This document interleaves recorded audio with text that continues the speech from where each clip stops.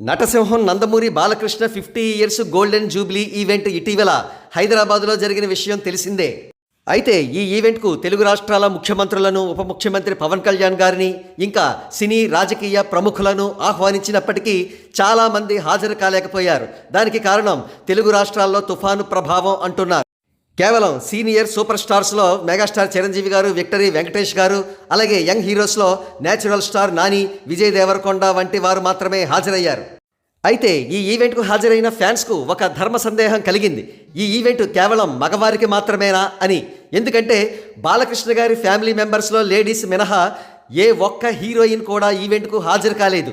మరి బాలకృష్ణ గారు హీరోయిన్స్ ఎవరికి కూడా ఆహ్వానాలు పంపలేదా అంటే లక్షణంగా పంపారు.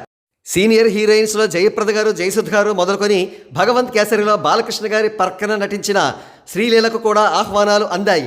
కానీ వారెవ్వరూ కూడా రాలేదు. కారణం ఏమిటి?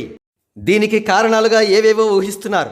బాలకృష్ణ గారు హీరోయిన్స్ పట్ల చిలిపిగా ఉంటారని, చిలిపి డైలాగ్స్ వేస్తారని చెబుతున్నారు. దానికి ఉదాహరణగా హీరోయిన్స్ కనిపిస్తే ముద్దైనా పెట్టాలి, కడుపైనా చెయ్యాలి అని బాలకృష్ణ గారు గతంలో చెప్పిన డైలాగ్ను గుర్తుకు తెచ్చుకుంటున్నారు. కానీ అవన్నీ కూడా ఒట్టి ట్రాష్.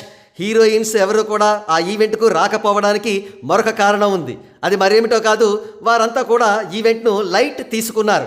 అది పెద్ద గొప్ప ఈవెంటే కాదు, కనీసం ఒక cinema pre release event status కూడా ఆ ఈవెంట్కు లేదు అని వారు భావించినట్టుగా ఇన్సైడ్ సోర్సెస్ చెబుతున్నారు. మరి ఆ సమాచారంలో ఎంతవరకు వాస్తవం ఉందో తెలియదు. కానీ హీరోయిన్స్ ఎవ్వరూ కూడా ఈవెంట్లో కనబడకపోవడం మాత్రం అందరికీ చాలా పెద్ద డిసప్పాయింట్మెంట్.